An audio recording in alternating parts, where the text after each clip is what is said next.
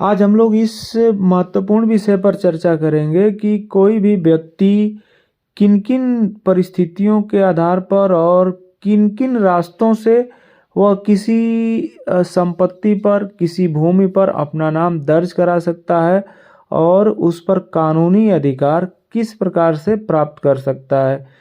तो आइए हम लोग जानते हैं कि कोई भी व्यक्ति किसी भूमि पर या किसी संपत्ति पर अपना हक व अधिकार, अपना कानूनी अधिकार किस प्रकार प्राप्त कर सकता है। तो सर्वप्रथम इसमें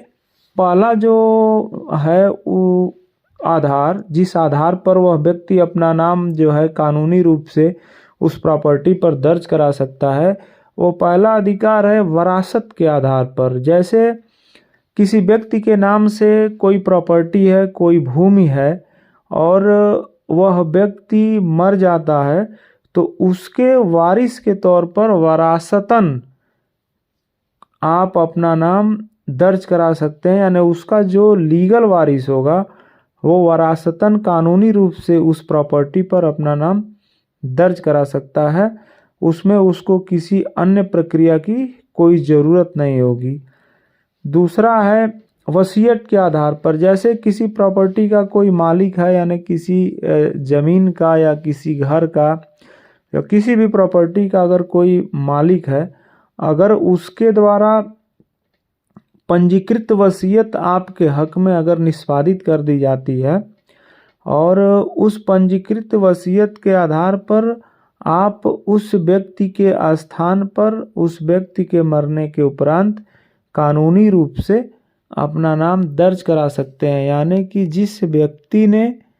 आपके हक में वसीयत निष्पादित किया है और उसके नाम से जो प्रॉपर्टी है और जिस प्रॉपर्टी का उसने आपको वसीयत निष्पादित किया है, उस पर कानूनी हक आप उस वसीयतकर्ता की मृत्यु के बाद कानूनी रूप से हासिल कर सकते हैं। तीसरा है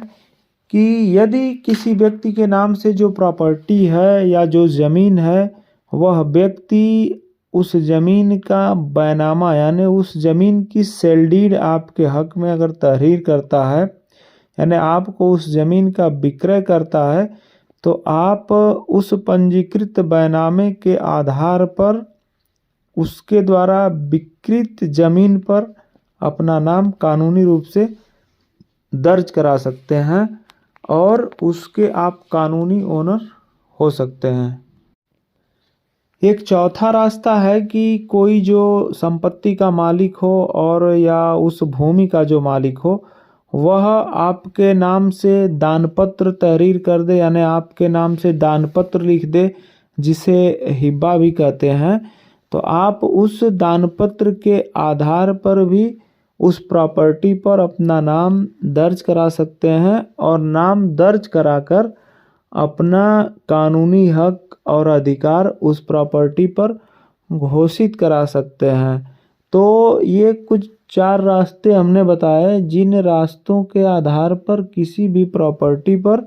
आप जो है अपना नाम कानूनी रूप से दर्ज करा सकते हैं और इन रास्तों से कोई प्रॉपर्टी जो है उस प्रॉपर्टी पर आपका नाम बतौर भूमिधर दर्ज हो सकता है और मालिक के रूप में दर्ज करके कानूनी हक व अधिकार घोषित करा सकते हैं। यानी इन परिस्थितियों से और इन प्राविधानों के तहत जो है आपको कोई प्रॉपर्टी, कोई ज़मीन प्राप्त हो सकती है और कानूनी रूप से आप उसके मालिक बन सकते हैं।